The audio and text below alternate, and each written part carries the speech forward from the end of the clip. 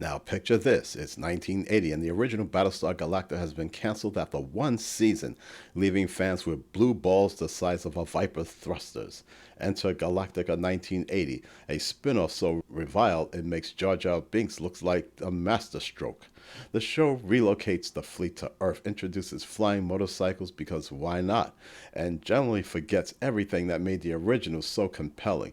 But wait! For its swan song, episode 10, mind you, because who needs more than that? The writers decide to honor Lieutenant Starbuck, the cigar chomping, card sharking rogue played by Dirk Benedict. Honor him how, you ask? By stranding him on a barren rock, forcing him to play house with a robot, and then leaving him to rot like yesterday's Velgacarp. Brilliant. The show kicks off with Dr. Z, that pint-sized prodigy who looks like he wandered off the set of a bad Star Trek ripoff, recounting a dream to Commander Adama. Spoiler, it's not a dream, it's a flashback designed to retroactively explain Z's existence while simultaneously ruining Starbucks.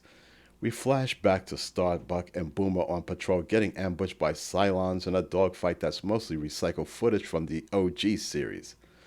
Starbuck's Viper takes a hit, he crash lands on a desolate planet, and the Galactica, under Adama's orders, bugs out to save the fleet. Fair enough. War is, after all, hell. But here's where the batshit magic begins. Starbuck, our dashing hero, wakes up alone in a desert wasteland. No rescue, no backup, just him and his wits. He scavenges a crashed Cylon ship, patches together a shelter, and get this, reprograms a mangled Cylon Centurion he dubs Psy, because nothing screams character development like turning your arch nemesis into a bumbling sidekick. Now, Psy is where things get unintentionally prophetic. The shiny chrome bucket starts off as your standard genocidal toaster and laser blasting instincts. Or you are human, humans are the enemy.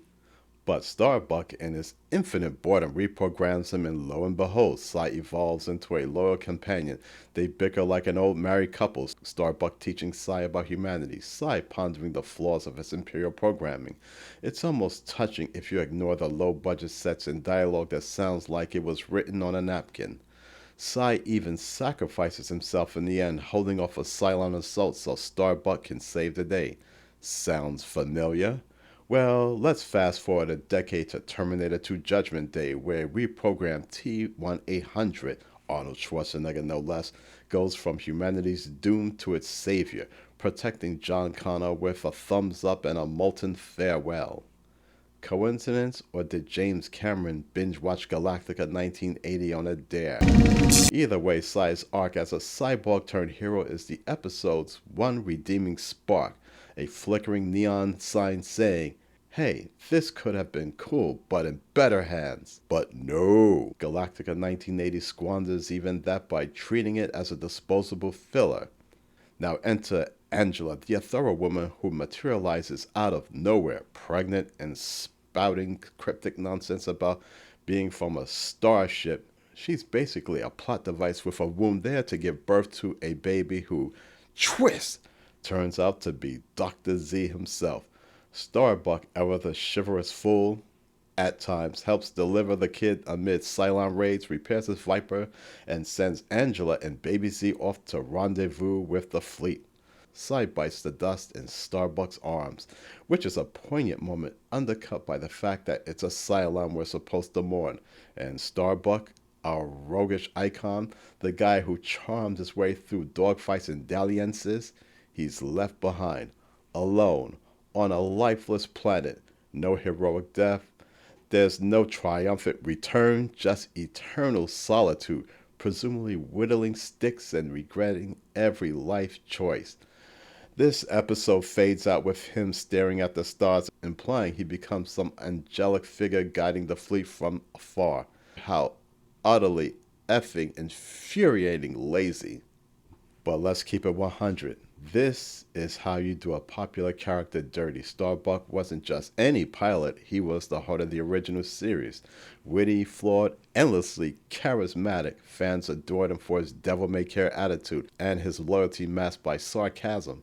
and Galactica 1980 repays that by condemning him to an unkind fate that's equal part cruel and very pointless. It's like taking Han Solo and stranding him on Tatooine to die of old age while the rebellion parties without him. Squandered? That's an understatement. Also, it's like Han Solo trying to reason with his son only to get stabbed by a lightsaber. Now, this is narrative malpractice, which is a final middle finger from a show that never deserved to exist. Glenn Larson, oh, that creator reportedly hated writing this dreck and threw it in Starbuck as a Hail Mary. Well, it landed in the end zone of apathy. So, as we wrap this little jaunt through TV's Hall of Shame, remember the return of Starbuck, not for what it achieved, which is precious little, but for what it wasted. A fan favorite reduced to a cosmic castaway, a reprogrammed villain hinting at greater sci-fi glories to come, and a series that limped to its grave with all the grace of a malfunctioning Cylon. If there's a moral here, it's this. Sometimes heroes are better left lost than found in the wrong hands. Thanks for watching, you masochists, and frack out.